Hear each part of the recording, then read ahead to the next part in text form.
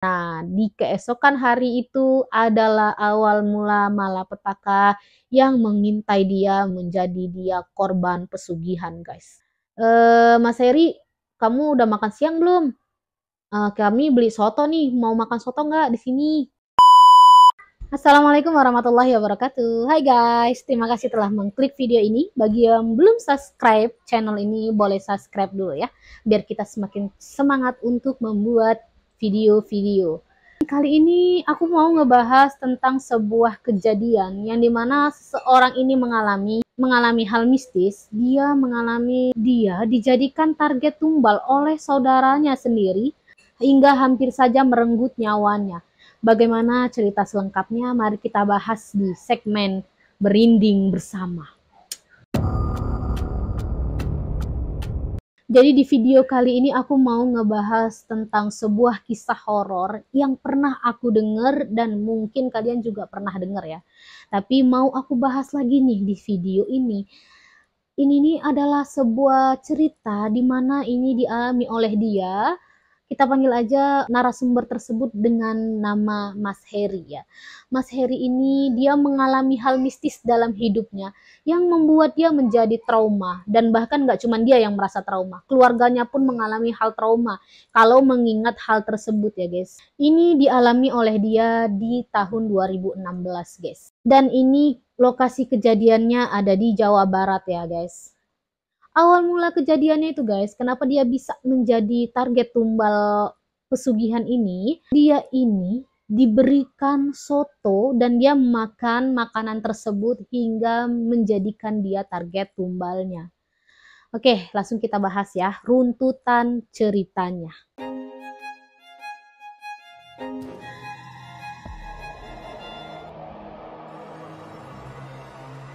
Dia ini kan hidup di keluarga yang ibu, bapak, adik, dan dia ya. Dia anak pertama dan dia memiliki adik.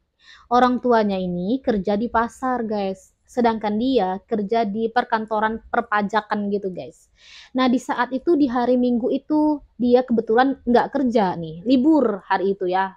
Lalu dia bilang ke orang tuanya, Bu, hari ini yang ke pasar siapa? Terus ibunya jawab, ya seperti biasa, yang ke pasar adalah adik kamu. Kenapa memangnya?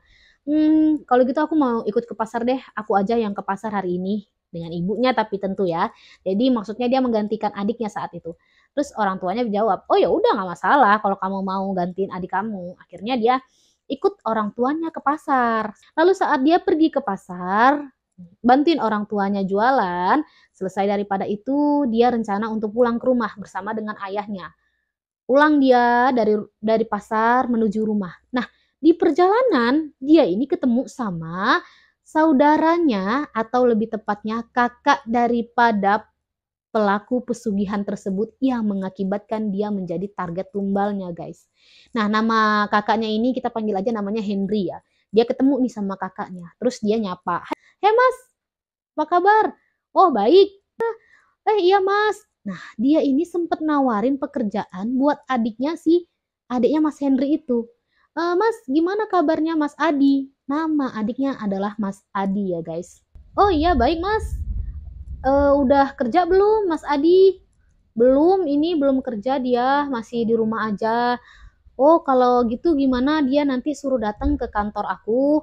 Nanti siapa tahu di sana ada pekerjaan, nanti aku bantu cariin kerja di kantornya dia. Jadi si Mas Heri ini berencana untuk mengajak si Mas Adi untuk bekerja di kantornya. Nawarin lah dia ya guys.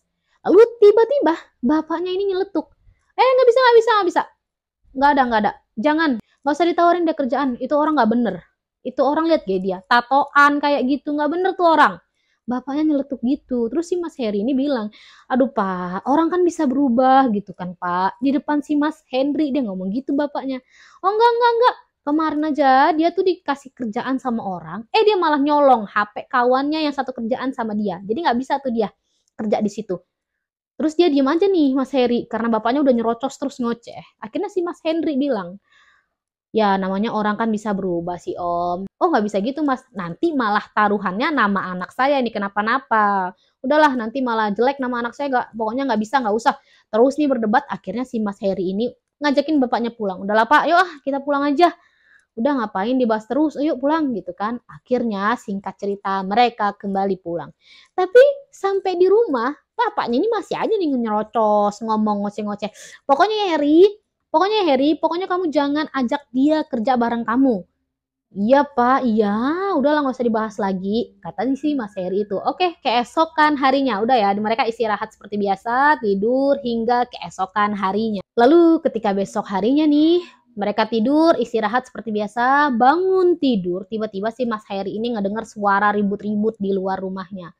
Yang kebetulan guys, rumah dia itu berdepan-depanan dengan rumahnya si Mas Adi, adiknya Mas Henry tadi. Si pelaku pesugihan yang sempet dia mau tawarin pekerjaan tadi guys, sama si Mas Henry tadi kan. Nah mereka tuh emang berdekatan gitu, karena mereka kan saudara-saudaraan gitu loh guys. Nah, jadi ini rumahnya si Mas Heri, karena level L gitu, kamarnya si Mas Heri ini kalau ngelihat jendela itu langsung bisa ngelihat depan rumahnya si Mas Adi tadi. Nah, karena dia dengar suara beribut-ribut nih, apa yang di luar ya? Kok ada suara ribut-ribut? Pas dia buka jendela, ternyata si Mas Adi tersebut sedang ribut dengan istrinya, guys. Ribut, cekcok, hingga tetangga-tetangga tuh denger gitu ya, guys. Nah, kalau nggak salah dia dengar itu, percakapan mereka itu adalah mengenai perekonomian guys. Jadi si istrinya ini marah dengan si Mas Adi karena Mas Adi ini belum juga kerja. Dan sedangkan yang kerja selama ini adalah istrinya guys. Istrinya ini bekerja sebagai ART. Dan mereka memiliki anak yang lumayan banyak ya, 4. Dan yang besar-besar anaknya 2 itu belum juga ada yang bekerja. Sedangkan yang duanya lagi kecil-kecil yang masih butuh untuk terus dinafkahin karena mereka masih kecil-kecil ya guys ya. Terus akhirnya mereka di situ cekcok nih, cekcok antara si Mas Adi dan istri, cekcok terus. Pokoknya kamu kerja, ini kamu harus cari kerja dong, gini, berantem lah. Dan si Mas Heri ini nggak berani untuk mau melerai perkelahian mereka ya guys. Kenapa? Karena si Mas Adi ini memiliki sifat yang temperamen, pemarah gitu guys. Jadi nanti daripada dia kena semprot, ini udahlah didengerin aja lah ya. Itu pagi-pagi guys, sedangkan dia harusnya berangkat kerja. Udah selesai daripada itu, selesai mereka percekcokan itu, si Mas Adi ini berangkat kerja. Seperti biasa, kerja lah ya. Terus pulang nih Mas Adi sampai jam 4 sore. Ternyata sampai di rumah itu masih ada beribut-ribut lagi. Dan ribut kali ini adalah si Mas Adi ini ternyata kabur guys. Kabur entah kemana gitu. Kabur lah intinya, Mas Adi kabur dari rumah. Udah nih, gak ada kabar. Dah ya, itu selesai nih percekcokan di hari itu. Hingga sampai dengan 7 bulan kemudian, Mas Adi ini belum juga pulang. Dan saat 7 bulan kemudian guys, ini anaknya Mas Adi yang paling bungsu, yang paling kecil ya, sekitaran usia 4-5 tahun gitu ya guys, itu meninggal dunia. Meninggal kepleset di kamar mandi. Nah, saat kepleset di kamar mandi, bapaknya ini cerita, yang ngangkat jenazahnya itu kan kebetulan bapaknya si Mas Heri ya guys. Nah, ketika bapaknya ini ngangkat jenazahnya anaknya yang bungsu itu guys, diangkat, kok aneh, kok leher anaknya itu ada semacam kayak cekek gitu loh guys, karena biru-biru di lehernya. Tapi ya udahlah ya, nggak tahu kenapa, udah mereka yang penting, yang intinya mereka tahu melihat itu gitu. Terus singkat cerita akhirnya anaknya dimandikan seperti muslim selainnya, lalu disolatkan, lalu dikuburkan. Sudah sampai di situ. Nggak ada nih kabar bapaknya itu alias Mas Adi tadi pulang atau apapun, nggak ada kabar. Masih nggak ada kabar. Hingga di 40 hari kemudian, tiba-tiba guys, Mas Hadi ini, Mas Adi ya, Mas Adi tadi pulang dari perantauannya guys. Pulang setelah tepat 40 hari meninggal anaknya guys. Pulanglah si Mas Adi ini dari perantauan guys. Dan kalian tahu nggak? Mas Adi ini pulang nggak cuma dengan tangan kosong. Mas Adi ini pulang dengan mobil pick up, dan mobil pick upnya itu banyak banget barang-barang hadiah-hadiah, dan ada kue kayak terus kain-kain batik dan semualah banyak banget. Mereka tuh sampai terkagum dan kaget. Wah, dari mana Mas Adi ya? Kok tiba-tiba punya bawa barang yang banyak banget? Dan mobil tersebut nggak tahu ya Mas Adi dari mana. Intinya mungkin kayaknya nyewa gitu ya guys ya. Udah singkat cerita, Mas Adi pulang, terus si bapaknya ini nyapa, Mas Adi, dari mana aja? Ya ampun Mas, gimana kabarnya? Sehat Pak? Anakmu yang bungsu yang terakhir meninggal, kok kamu nggak pulang? Terus si Mas Adi ini, anehnya dia jawabnya apa coba guys? Jawabnya adalah, oh iya Pak, udahlah Pak, kalau yang udah meninggal mau diapain? Udah waktunya. Kayak nggak ada sedih, nggak ada kaget gitu guys. Ya udahlah, bapaknya juga, oh ya udahlah kan. Dah lanjut. Selanjutnya lagi, terus guys, nggak selang beberapa hari, anaknya Mas Hadi itu yang laki-laki dua ya, yang besar-besar, dibeliin motor sama Mas Adi cash. Dua-duanya dibeliin motor baru, dan motor itu keren pada zamannya ya guys ya. Motor model terbaru lah ya. Anaknya dibeliin motor dua. Dua-duanya dibeliin motor baru. Aduh, keren banget kan. Jadi tetangga-tetangganya, wow keren banget nih Mas Adi. Kerja apa? Bahkan Mas Heri itu sempat tergiur gitu. Ini kerja apa nih orang, hebat bener. Terus tapi guys, gak lama dari selang itu juga, tiba-tiba anak yang pertama dengan motor barunya kecelakaan. Der, malam-malam kecelakaan. Terus masuk rumah sakit ke UGD. Jadi yang nganterin itu tukang ojol ke rumah sakit. Dan yang datang nemuin UGD adalah Mas Hadi, bapaknya Mas Heri, dan Mas Heri yang datang ke rumah sakit guys. Lalu mereka datang ke rumah sakit. Di rumah sakit itu anaknya kan masuk UGD, bapaknya yang nemenin beserta dengan Mas Adi. Si Mas Heri ini di luar UGD dengan si bapak ojol yang tadi nganterin anaknya guys. Karena tadi si ojol nganterin anaknya Mas Adi ke rumah sakit, nyempetin waktu nih si Mas Heri nanya-nanya ke si Mas Adi, si tukang ojol. Tadi gimana ceritanya Pak ketemu sama anaknya Mas Adi? Oh iya Mas, tadi dia jatuh nih guys ya. Ceritanya tuh bener-bener kayak nggak masuk akal ya kecelakaannya. Jadi ojolnya nih cerita gini. Iya Mas, tadi dia kita temuin di jalan geletak gitu guys. Geletak kayak nggak ada tabrakan. Ini foto motornya. Motornya masih bagus, mulus kayak nggak terjadi apa-apa. Dan anaknya itu juga nggak darah, nggak ada. Terus kayak luka nggak ada. Ya geletak aja gitu. Terus kan, kok gitu ya Mas? Iya, jadi kan mikirnya si Mas Eri, oh nggak kenapa-napa lah anaknya ini, paling cuma pingsan atau apa gitu kan, nggak kayak kecelakaan gitulah ya. Tapi tiba-tiba si anaknya ini kan nggak ada kabar dari UGD. Selang 2 jam, tiba-tiba Mas Adi dan bapaknya Mas Eri tadi keluar dari ruang UGD, terus ngasih kabar kalau anaknya Mas Edi meninggal dunia. Itu si Mas Eri langsung shock, loh meninggal? Gimana sih ceritanya? Kok bisa meninggal? Ini nggak ada pendarahan loh, ini nggak ada terjadi apa-apa loh, kecelakaannya kayak nggak kecelakaan loh.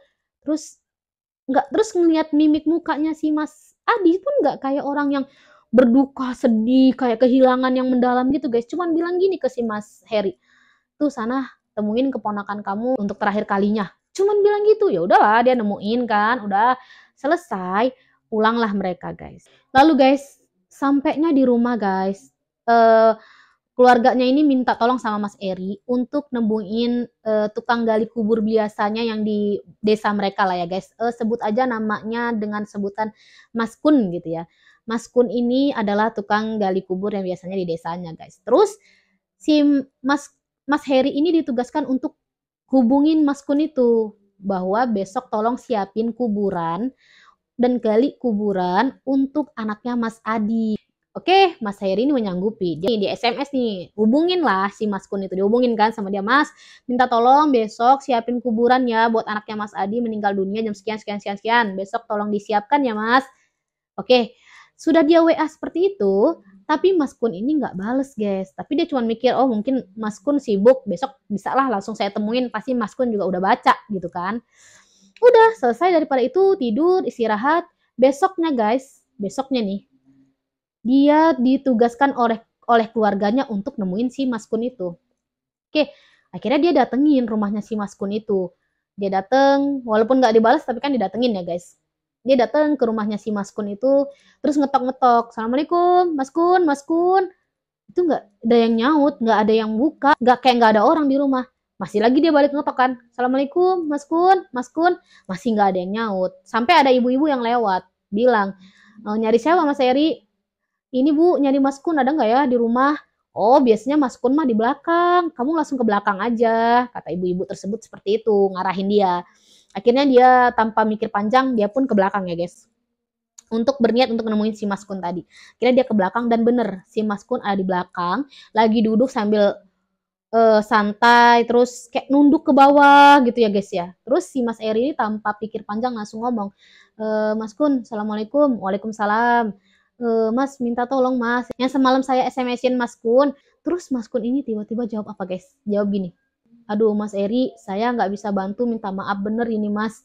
Lah, kok nggak bisa bantu Mas? Kenapa? Gini Mas, selama 11 tahun saya jadi tukang gali kubur, saya belum pernah didatengin oleh orang yang telah meninggal Mas. Dan kali ini saya didatengin sama anaknya Mas Adi Mas. Wah kaget dong sih, kayak percaya nggak percaya, bercanda apa sih? Jangan gitulah Mas, Mas nih kok malah bercanda gitu kan, si Mas Eri ini nanggepinnya, nggak Mas saya nggak bercanda, saya ini udah berkali-kali galiin kubur orang, nyiapin kubur buat orang yang udah meninggal, itu dari yang kecelakaan, yang sakit, yang apapun itu, tapi saya nggak pernah Mas didatengin orang yang udah meninggal, tapi ini saya didatengin Mas, jadi saya nggak bisa lah Mas, saya minta tolong bener nih Mas, kali ini saya bener-bener nggak bisa Mas. Terus Mas Heri ini nggak tahu lah ya mau memaksa gimana si Mas Kun, orang Mas Kunnya udah jawab nggak bisa kan, akhirnya ya udahlah dia pulang dengan tangan kosong gitulah ya, harapan dia udah pupus gitu dengan Mas Kun. Dia pulang, akhirnya dia pulang, dia mau nyampein ke keluarganya si Mas Adi kalau Mas Kun ini nggak bisa. Ketika dia mau menyampaikan, ternyata Mas Kunnya itu udah datang juga ke sana. Ketika dia mau jelasin, si Mas Kun ini bilang, udah biar aja saya aja yang jelasin Mas Eri. Oh ya udah gitu kan, kebetulan banget karena dia juga nggak tahu mau jelasinnya gimana. Akhirnya si Mas Kun ini yang ngejelasin ke keluarganya Mas Adi, yaitu istrinya Mas Adi ya guys. Teh, saya minta maaf, saya nggak bisa bantuin untuk gali kuburnya anaknya Teteh. Lah, kenapa ya Mas? Terus si Mas Kun ini jawab, soalnya anak Teteh datengin saya semalam. Terus, ih Mas, jangan bercanda gitu deh Mas. Kan ngerasanya gimana ya di depan keluarga ngomong kayak gitu, mereka kan agak tersinggung juga ya, maksudnya apa gitu Mas Kun kayak gini. Sedangkan Mas Heri itu sempat juga kayak tersinggung juga ya penyampaian yang disampaikan oleh Mas Kun itu, walaupun dia ngomong seadanya gitu ya guys. Terus si Mas Kun ini sampaikan, anaknya Teteh dateng semalam ke rumah saya bilang kalau nggak mau digaliin kuburnya, tolong Mas Kun jangan galiin kubur saya, itu bukan saya dibawa orang lain Mas, jangan tolong ya Mas ya. Itu si Mas Kun ngomong kayak gitu sambil kayak usap-usap tangannya guys, karena kayak orang merinding gitu loh guys. Itu pun keluarganya jadi, apa sih Mas Kun ini, akhirnya bapaknya si Mas Eri ini inisiatif untuk, oh ya udah suruh Mas Kunnya pulang gitu kan guys, takut nanti malah jadi masalahnya panjang ya, takutnya mereka malah nanti sakit hati Mas Kun ngomong-ngomong, orang lagi berduka malah dia ngomong-ngomong hal-hal yang seperti itu gitu ya guys ya. Akhirnya udahlah pulang Mas Kun. Terus nggak lama dari itu jenazahnya datang guys dari rumah sakit, datang terus mereka cek lah ya ini jenazahnya gimana, ternyata iya benar jenazah anaknya dan sudah dimandikan, sudah dikafankan, sudah siap untuk dikuburkan dengan tukang kubur yang lain ya guys ya, bukan Mas Kun gitu ya guys. Nah saat mau dikuburkan guys, otomatis orang-orang warga-warga yang datang pada melayat itu mau baca Yasin guys. Nah ini aneh yang selanjutnya guys, itu orang-orang yang mau baca Yasin nggak dibolehin dengan Mas Adi guys. Terus orang kan bingung lah, kok nggak boleh baca? Gak usah bu, nggak usah bu, nggak usah dibacain bu, nggak usah dibacain Yasin. Mas Adi ini ngotot nggak usah dibacain Yasin. Udah ibu-ibu nggak usah dibacakan. Lalu ada ibu-ibu yang nggak fokus, tetap baca kan, nggak fokus kalau Mas Adi ini ngelarang ibu-ibu untuk baca Yasin. Terus ditarik tiba-tiba buku Yasinnya sama Mas Adi untuk nggak usah lanjutin bacaan Yasinnya. Terus ibunya kan kaget. Terus Mas Adi cuma bilang, Bu tolong doain anak saya dalam hati aja ya Bu, udah nggak perlu diyasinin. Akhirnya orang-orang karena merasa ya udah terus ngapain kita di sini, yasinin aja nggak boleh, akhirnya ya udahlah pulanglah mereka guys. Terus pulang gali kubur, dibawa ke kuburan lah mayatnya ini ya guys, dibawa ke kuburan. Lalu saat mau dikuburkan guys, dimasukkan ke dalam liang lahat, ini mau diazanin guys. Nah ketika si mayat tadi mau diazanin, anaknya si Mas Adi tadi mau diazanin guys, tiba-tiba si ustadz yang mau ngazanin ini celenguk gitu loh guys, kayak nengok. Si Mas Heri ini sempat, loh kenapa sih ini kok malah celenguk. Terus orang pada bilang, kenapa Mas, udah Mas cepet Mas diazanin biar cepet kelar. Oh iya, akhirnya diazanin, selesai diazanin, dikuburkan, udah selesai nih. Nah ketika mau pulang dari kuburan, Mas Eri ini penasaran kan, sempetin diri untuk nanya sama si tukang azan tadi guys, bilangnya nanya nih ke si azan tadi, ustadz tadi, Pak, ya Mas kenapa Mas, mau nanya kok tadi kayaknya azannya celengak-cenguk, kenapa ya Pak? Terus si bapak ini cuma jawab, nggak apa-apa Mas, nggak apa-apa. Yang bener Pak, cerita nggak apa-apa. Terus si bapak ini bisik-bisik, tapi nggak usah ngomong yang lain-lain ya Mas ya. Diem-diem aja. Oh iya Pak, kata Mas Heri kan. Ini Mas, tadi waktu saya azanin, kok saya ngerasa itu kayak bukan orang ya Mas. Kayak kayak gedebok pisang gitu loh guys, kayak batang pisang katanya, kayak lurus aja gitu badannya, kata si tukang azan tadi. Jadi saya heran, saya ngeliat-ngeliat orang juga ngeliat hal yang sama nggak, tapi kayaknya orang biasa-biasa aja. Ya udah saya jadi ngelanjutin azan aja gitu Mas. Terus si Mas Heri ini bilang, ah yang bener tuh kan, kalau saya cerita nggak percaya, makanya saya tadi nggak, rencananya nggak mau cerita Mas. Oh ya udahlah, kayak angin lewat aja lah ya. Mereka juga nggak mau nanti cerita-cerita ke siapapun, orang juga kan susah percayanya guys ya.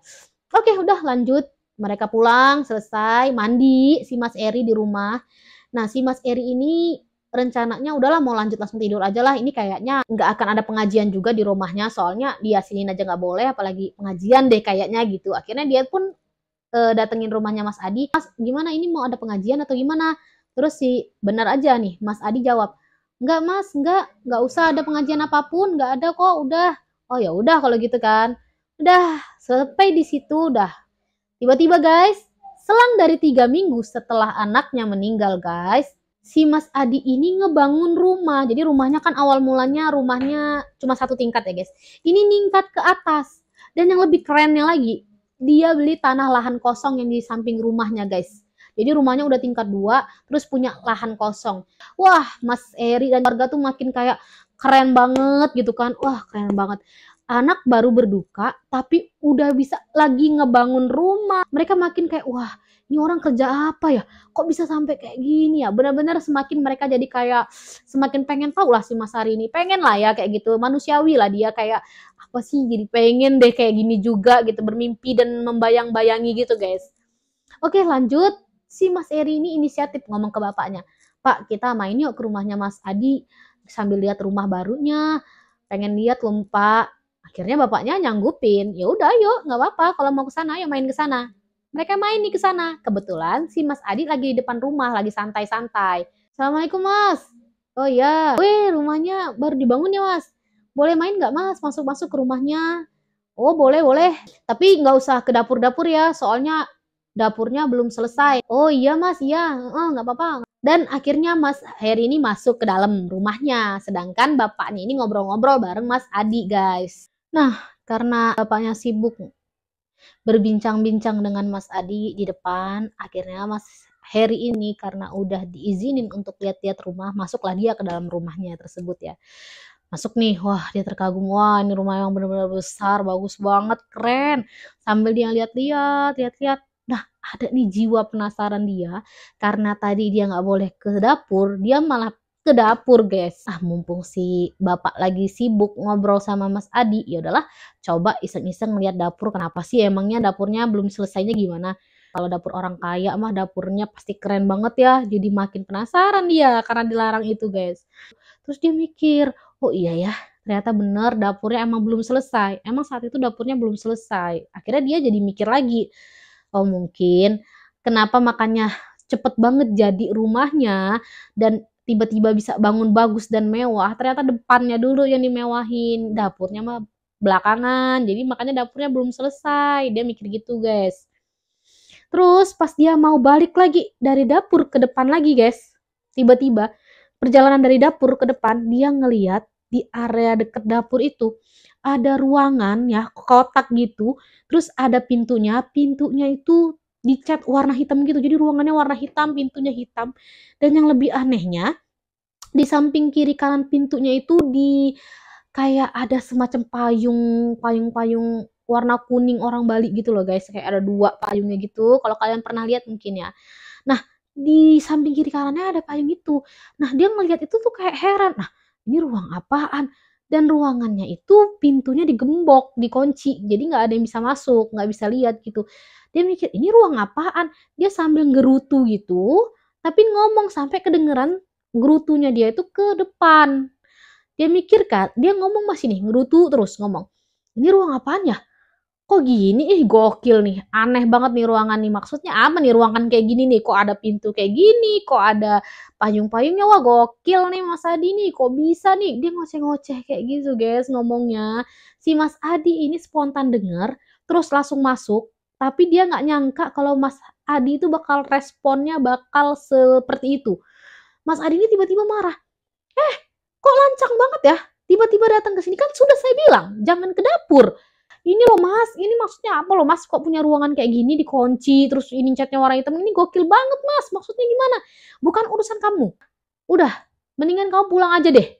Dia tiba-tiba nyuruh Mas Heri dan bapaknya suruh pulang. Terus Mas Adi ini kaget, loh kok sampai kayak gitu sih marahnya? Ya nggak kayak gitu loh Mas, ini loh Mas, cuman mau ngeliat ini aja. Nggak ada. Pokoknya kalian sekarang pulang. Dia dengan mimik muka yang bener-bener marah, terus mukanya merah, bener-bener nggak nyangka mereka karena udah shock ya dia dimarahin kayak gitu, akhirnya udah ya udah pulang. Terus bapaknya ngajakin, udah yuk pulang yuk pulang yuk, maaf ya mas.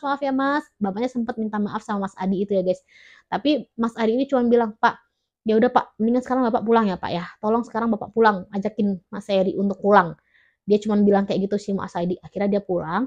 Di jalan bapaknya ini ngoceh juga, marah juga nih, sempat marah juga. Ya kamu tuh juga loh, kenapa lah kayak gitu? Itu kan lancang, nggak sopan. Setiap orang itu kan punya privasinya masing-masing. Nggak berarti semua tempat harus boleh kita datengin. Jadi ingetin tadi, kata bapaknya gitu guys. Terus Mas Heri ini dalam hati mikir, ih gila sial banget gue, dimarahin sama 2 orang sekaligus lagi katanya. Iya ampun, akhirnya dia pulang, bapaknya cerita ke ibunya. Lagi-lagi ibunya juga nasehatin, "Kamu tuh jangan kayak gitu loh Mas, itu kan gak sopan kayak gitu." Akhirnya orang tuanya itu nyuruh si Mas Heri untuk minta maaf ke Mas Adi. "Kamu besok minta maaf ya, itu gak sopan kayak gitu, kita gak enak lah." Oke lah, akhirnya Mas Adi ini istirahat, singkat cerita, besok pagi bangun tidur, dia akhirnya inisiatif untuk datang ke rumah Mas Adi untuk minta maaf, sesuai dengan perintah orang tuanya.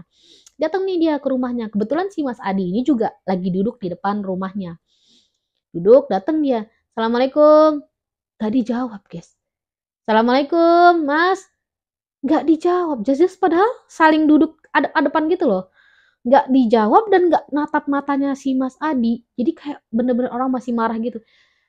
Ya udahlah Mas, kalau nggak dijawab nggak masalah, saya cuman mau minta maaf aja soal kemarin. Ya Mas ya, aku minta maaf Mas. Mas Adi cuman, ya udahlah sana. Udah cuman gitu aja. Akhirnya dia, udahlah yang penting gue udah minta maaf ini kan. Terus saat dia pulang ke rumah, pergi kerja lagi, berangkat kerja seperti biasa, balik lagi kerja.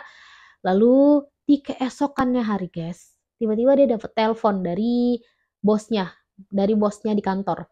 Tut, halo, halo assalamualaikum. Mas, ini di kantor lagi ada masalah instalasi listrik, jadi kantor lagi padam. Jadi kita semua libur Mas, jadi kamu nggak usah datang ke kantor. Hari ini kita libur, kata kantornya nih, nyampein kayak gitu ke Mas Heri. Oh gitu, ya udah oke nggak masalah. Akhirnya hari itu dia libur guys. Oke, jadi dia beraktivitas di rumah dong. Pas dia beraktivitas di rumah, dia ini kan mandi guys, mandi seperti biasa. Tapi kok saat dia mandi, kenapa ya dia saat mandi itu dia ngerasa kayak ada yang ngintai dia di kamar mandi, di dalam kamar mandi loh guys, bayangin. Di dalam kamar mandi itu berasa kayak ada yang ngintai. Terus dia mikir, ini kok saya mandi kok ngerasanya kayak ada yang merhatiin, kayak ada orang, kayak ada apa gitu ya. Jadi mandi itu nggak tenang di dalam kamar mandi. Oke, singkat cerita dia selesai kamar mandi, keluar dari kamar mandi, kok dia ngerasa ada yang ngikutin guys, kayak ada langkah kaki. Lah, kok kayak ada orang yang ngikutin ya. Tapi nggak ada siapa-siapa kondisinya di rumah saat itu guys. Tapi udahlah, oke. Terus dia udah selesai, singkat cerita, tiba-tiba ada yang ngetok rumah dia. Tok tok tok tok, Assalamualaikum. Tok tok tok tok, Assalamualaikum. Terus, ah siapa tuh? Ada orang. Dibukalah pintunya sama Mas Heri ini.